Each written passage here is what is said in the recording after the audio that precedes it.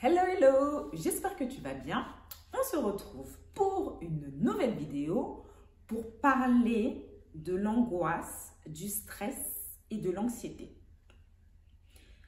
Si tu es une personne qui a tendance à broyer du noir, à stresser très rapidement, à te faire des nœuds dans le ventre, juste à l'idée de te dire que tu vas rencontrer quelqu'un et que tu ne sais pas comment ça va se passer, je t'invite à regarder cette vidéo qui te donnera sans doute quelques pistes pour passer d'un état stressé à un état zen. Alors, pourquoi tu as tendance à stresser, angoisser? Parce que tu as ton cerveau qui se met en mode alerte. Par exemple, tu as quelqu'un qui te dit « bon, j'ai besoin de te parler » et là, tu commences à paniquer. Ton cœur se met à battre et tu te dis « pourquoi il m'appelle et qu'est-ce qu'il va me demander ou qu'est-ce qu'il va me dire ?» Donc, tu vois, tu es déjà en mode négatif alors que tu n'as même pas encore eu la personne au téléphone. Pourquoi? Ton système nerveux a tendance à voir le monde en noir ou blanc. Il se dit que la personne est là pour un potentiel danger, une information qui va potentiellement changer le cours de ta journée, donc tu paniques. Tu anticipes, tu te dis mais qu'est-ce qui va se passer? Tu ressasses toutes les conversations que tu as eues avec cette personne pour te demander pourquoi elle m'appelle. Mais en réalité, si tu changes de point de vue et que tu prends et adoptes une attitude positive, tu te rends compte que la personne, elle t'appelle sans doute pour prendre de tes nouvelles, pour échanger avec toi ou te partager des bonnes informations. Tu peux aussi avoir tendance à broyer du noir et te dire que le monde va mal, que tout autour de toi va mal, que tout ce que tu fais, c'est négatif et que tu n'arrives à rien. Donc, tu vois, ton cerveau, il est encore calqué sur tout ce qui ne va pas. Il ne se dit pas que dans la journée, tu as pu échanger avec ton entourage, les membres de ta famille ou autres, tes collègues de travail. Il pense directement à tout ce qui ne va pas. C'est ce que j'appelle un peu le bas astral. J'ai passé beaucoup d'années dans ce bas astral puisque la plupart de ma jeunesse a été centrée sur tout ce qui n'allait pas dans ma vie. Pourtant, j'avais tout ce qu'il me fallait, un toit, de la nourriture, du travail, des amis, une famille, mais je n'arrivais pas à sortir de cette réalité que je m'étais créée.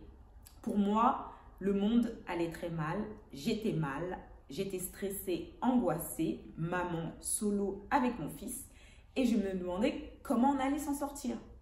C'est la réalité, c'est le film qui tournait dans ma tête.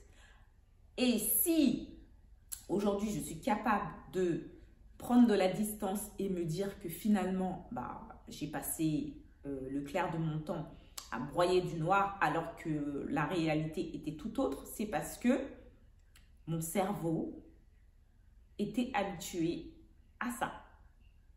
J'étais en mode alerte, tendue, stressée, puisque tout dans mon environnement me faisait croire que ça allait mal.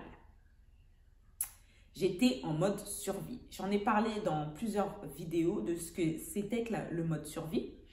Et aujourd'hui, justement, je voudrais un peu renverser la balance et proposer des idées pour sortir justement de ce côté mentaliste et se reconnecter à son corps et voir la beauté du monde en étant dans l'instant présent.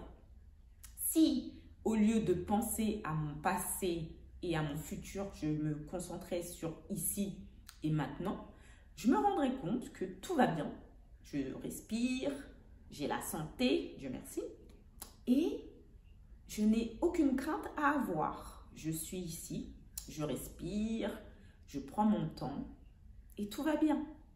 Si je prends le temps, quand ça va mal, de ne pas rester dans mon émotion de stress, anxiété ou de peur, mais en me disant que j'ai 3 points positifs qui me sont forcément arrivés, j'arrive à calmer mon cerveau et me dire non, arrête, tu ne vas pas continuer comme ça. Si je prends le temps de respirer et d'étendre mon corps, je peux retrouver la sérénité. Je peux aussi aller à l'extérieur, prendre un peu l'air, me balader et voir un peu la nature, ça va m'apaiser automatiquement. Je peux aussi faire tout ce qui me plaît, danser, chanter, faire des puzzles, lire un livre, écrire justement sur mes angoisses, mes peurs et tout ce qui me stresse. Ça me permet de libérer mon cerveau, sortir de mon mental et me dire que tout va bien ici et maintenant. Enfin, je peux me dire que finalement, ce que j'ai vécu avant, c'était une autre réalité et que la réalité dans laquelle je vis maintenant en est une autre. Donc, je peux me détacher de ce que mon cerveau me dit pour voir concrètement ce que j'ai dans ma vie. Et là, je pourrais être apaisée, apprendre à être plus sereine et plus je vais pratiquer et plus je pourrais raccourcir le délai de mélancolie. Dis-moi en commentaire comment tu gères toi, maman, femme, épouse peut-être, célibataire, avec des enfants, sans enfants. Et comment tu fais quand tu as un coup de blues pour sortir, te détacher de tout ça? Si tu aimes ce genre de contenu, n'hésite pas à t'abonner et je te dis à bientôt pour la prochaine vidéo. Bye!